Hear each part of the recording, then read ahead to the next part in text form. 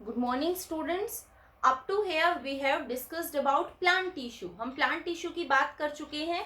Today we are going to talk about animal tissues. I already told you that plant tissues and animal tissues are different from each other. Plant tissues और animal tissues अलग अलग होते हैं. Reason is दोनों का body structure अलग अलग है, दोनों डिफरेंट एनवायरमेंट्स में सरवाइव करते हैं. सो उनका टिश्यूज डिजाइन और फंक्शंस भी डिफरेंट होते हैं. In plants majority 4 type of tissues are present. These 4 type are epithelial tissues. The second one is muscular tissues, connective tissues and nervous tissues. आप लोगों ने नाम सुना होगा, फिर भी एक बार ब्रीफ में सबके बारे में बात करते हैं. Then we are going to discuss only one type of tissue today.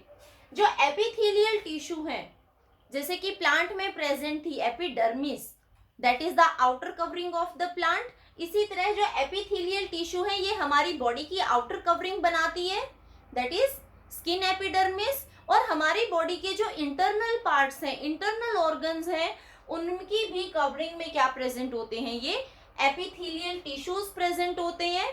Primary function क्या है इन एपिथेलियल टिश्यूज का? Primary function is protection. Protection का काम करते हैं, इंजरीज को प्रिवेंट करते हैं. और बाकी फंक्शंस क्या होते हैं, जिस भी ऑर्गन में प्रेजेंट होंगे उस ऑर्गन के तरीके से ही फंक्शन करते हैं ये एपिथेलियल टिश्यूज. जो सेकंड है muscular tissues, means muscles of our body. हमारी बॉडी में बहुत सारी मसल्स प्रेजेंट हैं. कुछ मसल्स हमारी बोन की मूवमेंट में हेल्प करती हैं. Some muscles help in the internal movement of internal organs of our body. तो हमारी बॉडी में बहुत सारी मसल्स प्रेजेंट हैं जो कॉन्ट्रैक्शन और रिलैक्सेशन से मूवमेंट करती है. और जब ये मसल्स मूव करती हैं तो हमारी बॉडी के डिफरेंट स्ट्रक्चर्स भी मूव करते हैं. कनेक्टिव टिश्यू, कनेक्टिव टिश्यूज वो टिश्यूज हैं जो हमारी बॉडी के एक पार्ट को दूसरे पार्ट से कनेक्ट करते हैं, जो ट्रांसपोर्टेशन में इन्वॉल्व होते हैं. जैसे हमें पता है ब्लड क्या करता है, ट्रांसपोर्टेशन का काम करता है. ऑक्सीजन को, फूड पार्टिकल्स को बॉडी के एक प्लेस से दूसरे प्लेस तक सप्लाई करता है. So these are connective tissues. Last है नर्वस टिश्यू, जो हमारा नर्वस सिस्टम बनाता है. इस नर्वस सिस्टम की हेल्प से मैसेजेस कन्वे होते हैं हमारी बॉडी में. हमारा जो सेंट्रल नर्वस सिस्टम है, जिसमें हमारा ब्रेन आता है, यहाँ तक मैसेजेस जाते हैं और मैसेजेस ब्रेन से वापस आते हैं डिफरेंट बॉडी पार्ट्स तक. That is our nervous system tissue. So today we are going to talk about nervous tissue. आज हम बात करेंगे नर्वस टिश्यूज की.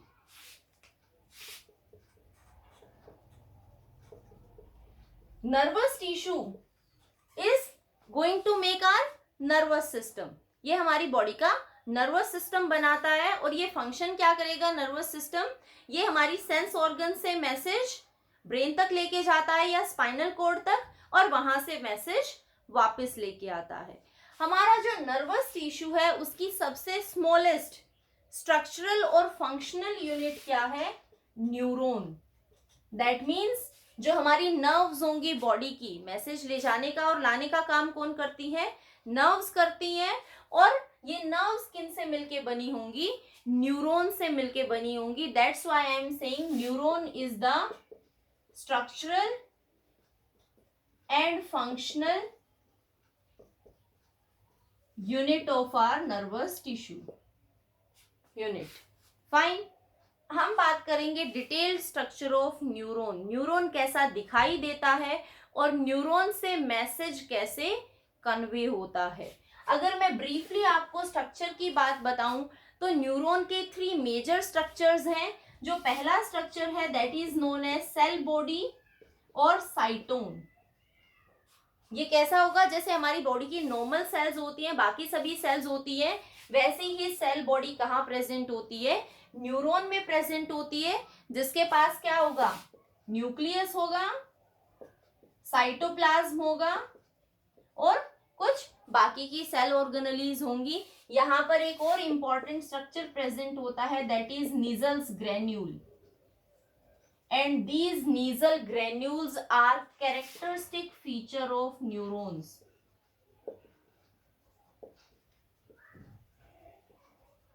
कैरेक्टरिस्टिक फीचर्स का क्या मतलब है? कैरेक्टरिस्टिक फीचर्स का मतलब है नेजल ग्रेन्यूल्स हमें सेल बॉडी में देखने को मिलते हैं, बाकी के मींस न्यूरॉन्स में प्रेजेंट होते हैं, बाकी बॉडी में कहीं भी प्रेजेंट नहीं होते हैं। और ये नेजल ग्रेन्यूल्स क्या फंक्शन करते हैं? They are going to form proteins, proteins बनाने का काम करते हैं नेजल ग्रेन्यूल्स। जो दूसरा स्ट्रक्चर प्रेजेंट है न्यूरॉन्स में, दैट आर डेंड्राइट्स। डेंड्राइट्स क्या है? सेल बॉडी से छोटे छोटे नर्व फाइबर्स अराइज होते हैं, मल्टीपल इन नंबर, एक से ज्यादा नंबर में अराइज होते हैं, और उन स्मॉल फाइबर्स को हम डेंड्राइट्स बोलते हैं, और यू कैन से डेंड्रोन्स बोलते हैं। जो थर्ड स्ट्रक्चर है दैट इज एक्सोन। एक्सोन भी एक लंबा सा नर्व फाइबर है जो सेल बॉडी से अराइज होता है। It is single in number, एक ही अराइज होता है, and it is the longest one. Neuron के इस टाइप के स्ट्रक्चर से जो हमारी नर्व्स हैं, because of this extending elongated structure, nerves are the longest cells of our body. हमारी बॉडी की सबसे लंबी सेल्स कौन सी होती हैं? नर्व सेल्स होती हैं। ये एक पॉइंट से स्किन से काफी लंबे डिस्टेंस तक मूव करती हैं, डिपेंडिंग अपॉन कि उन्हें मैसेज कितने लंबे डिस्टेंस तक कन्वे करना होता है। तो अगर हम न्यूरॉन के स्ट्रक्चर को देखें, how the structure of neuron is appearing, हम तीनों पार्ट्स को डायग्राम में रिप्रेजेंट कर देते हैं, which we have discussed now.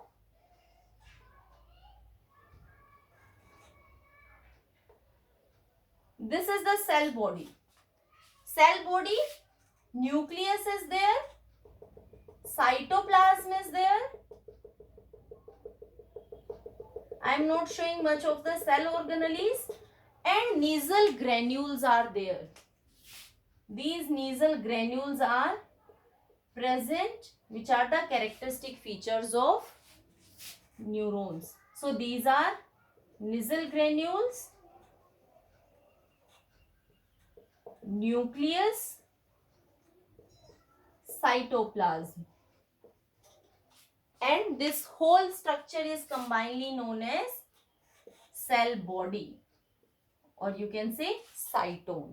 This is the first structure. जो बाकी नॉर्मल सेल्स होती हैं उन्हीं की तरह क्या होता है, हमारी सेल बॉडी प्रेजेंट है। अब यहां से ये जो एजेस प्रेजेंट है, फ्रॉम दीज एजेस बहुत सारे फाइबर्स अराइज होते हैं लाइक दिस, और इन्हें हम क्या बोलते हैं? दीज आर डेंड्रोन्स, और you can say dendrites. Function क्या होता है इन डेंड्रोन्स या डेंड्राइट्स का? These dendrites, they are going to receive the message.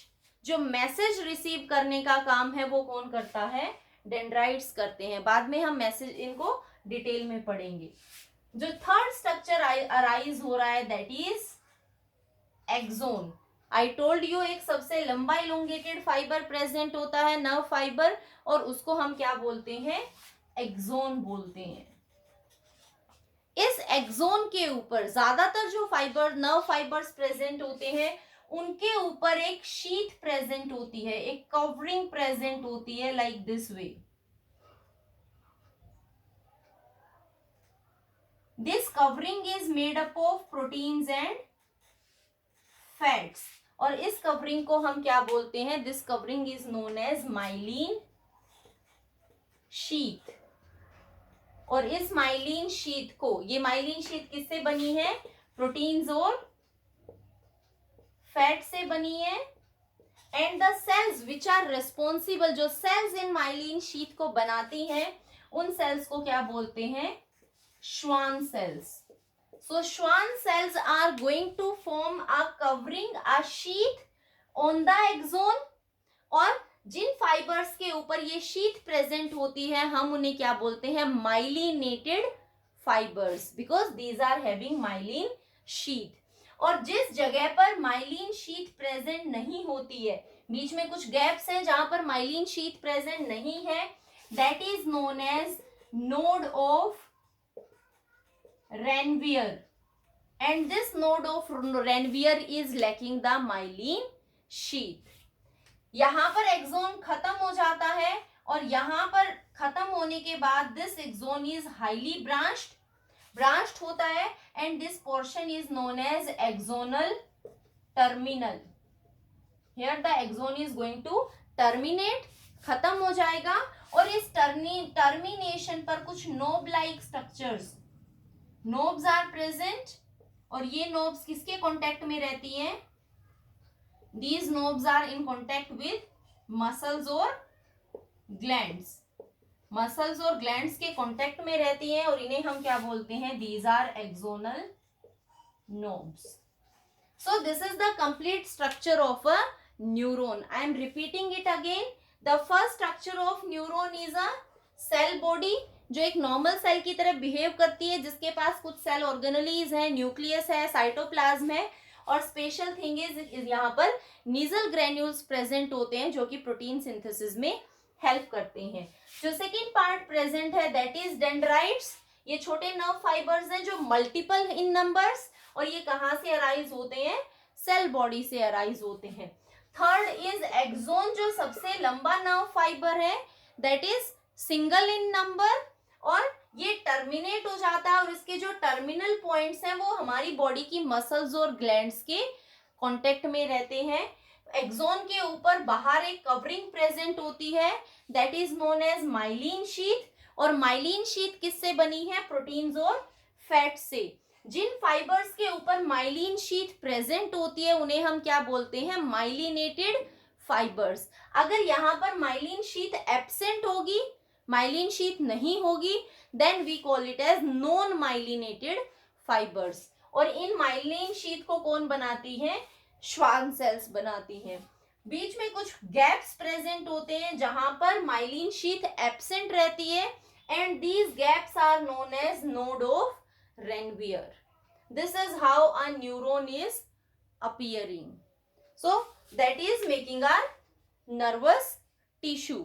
This is the structural part. हमने अभी सिर्फ स्ट्रक्चर की बात की है. Let's talk about the function. How this neuron is going to function. इस न्यूरॉन का फंक्शन क्या है? बेसिकली मैसेज को ट्रांसमिट करना. Function of neuron is transmission of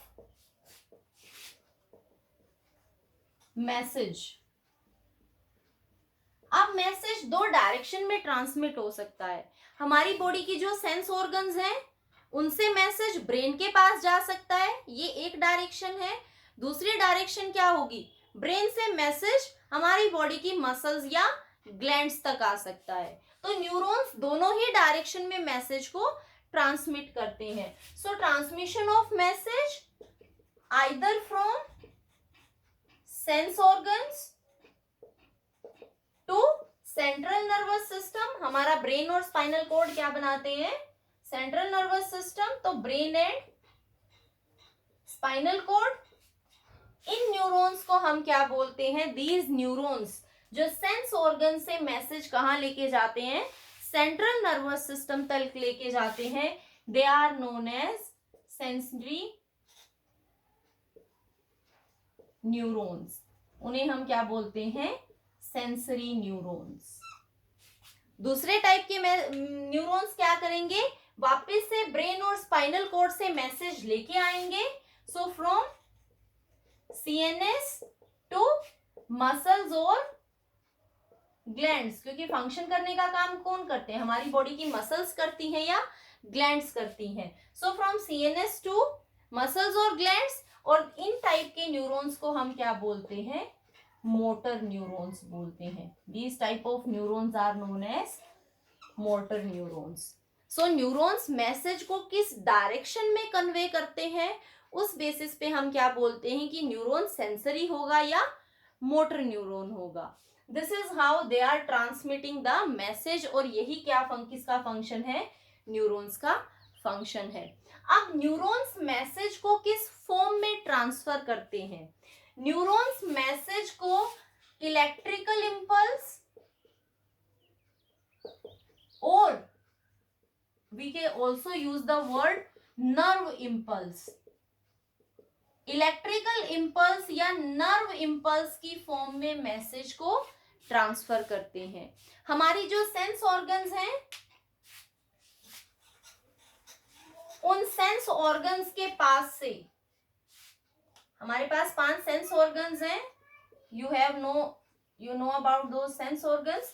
तो सेंस ऑर्गन के पास जैसे ही कोई स्टिमुलस आएगा, suppose I am taking my skin, और अगर मेरी स्किन ने किसी हॉट ऑब्जेक्ट को टच किया, so that is a message. मेरी सेंस ऑर्गन में जो रिसेप्टर्स प्रेजेंट थे, रिसेप्टर मतलब सेल्स जो रिसीव करने का काम करती हैं स्टिमुलस को, हॉट ऑब्जेक्ट क्या है, स्टिमुलस है। तो जैसे ही मैसेज को रिसीव किया, तो सेंस ऑर्गन्स में जो रिसेप्टर प्रेजेंट थे, उन रिसेप्टर्स ने उस मैसेज को एक नर्व इंपल्स में कन्वर्ट कर दिया। ठीक है, सेंस ऑर्गन्स 5 सेंस ऑर्गन्स हैं, पांचों सेंस ऑर्गन्स अलग अलग स्टिमुलस को रिसीव करती है।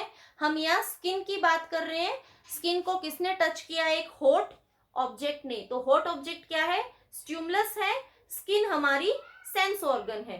तो जैसे ही हॉट ऑब्जेक्ट ने टच किया स्किन को, रिसेप्टर जो प्रेजेंट थे स्किन में, उन्होंने मैसेज को रिसीव किया, रिसीव करने के बाद उसे एक नर्व इंपल्स में कन्वर्ट कर दिया। अब यहां से इस नर्व इंपल्स को कौन पिक करेगा, न्यूरॉन पिक करेगा। कौन सा न्यूरॉन, सेंसरी न्यूरॉन, जो कि सेंस ऑर्गन से मैसेज ब्रेन तक लेके जाएगा। न्यूरॉन का कौन सा part, dendrite. I am writing 1 over here.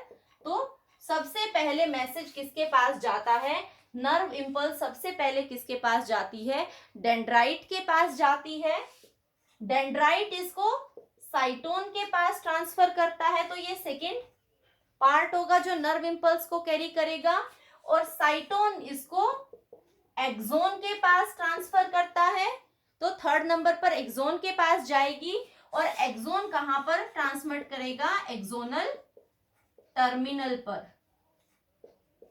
Axon terminal, जहां एक्सोन खत्म हो जाता है, ब्रांचिंग प्रेजेंट है, वहां पर नर्व इंपल्स एंटर कर गई है। एक्सोन के ऊपर क्या प्रेजेंट है, माइलिन शीथ प्रेजेंट है। और माइलिन शीथ क्या काम करेगी, माइलिन शीथ इंसुलेशन का काम करती है। मैसेज कैसा ट्रांसमिट हो रहा है, इंपल्स, इलेक्ट्रिकल इंपल्स। तो इलेक्ट्रिकल सिग्नल के लिए इंसुलेशन का, ताकि इलेक्ट्रिकल सिग्नल डिस्चार्ज ना हो, बाहर ना मूव करे, इसलिए इंसुलेशन का काम कौन करता है, माइलिन शीथ करती है। सो एक्सोन टर्मिनल तक मैसेज चला गया। एक्सोन टर्मिनल तक मैसेज किस फॉर्म में गया, नर्व इंपल्स की फॉर्म में। ये पूरी जो सीक्वेंस है, यहां तक मैसेज नर्व इंपल्स की फॉर्म में गया। अब इस एक्सोन टर्मिनल्स के बाद गैप प्रेजेंट है, और गैप से आगे अगला न्यूरॉन प्रेजेंट है। तो अगर मैं 2 वायर्स के बीच में गैप कर दूं, तो क्या यहां का इलेक्ट्रिकल सिग्नल यहां मूव करेगा, नहीं। जब तक दोनों डायरेक्टली एक दूसरे से कनेक्टेड नहीं होंगे, तब तक इलेक्ट्रिकल सिग्नल मूव नहीं करेगा। और यहां पर क्या कंडीशन प्रेजेंट है, ये एक न्यूरॉन का एक्सोनल टर्मिनल है और ये दूसरे न्यूरॉन का डेंड्राइट है। This is how they are present. तो बीच का जो गैप है, वहां पर नर्व इंपल्स मूव नहीं करती है, और उस गैप को हम क्या बोलते हैं, synapse. That gap is known as synapse. So synapse क्या है, it is the micro junction or very small gap that is present between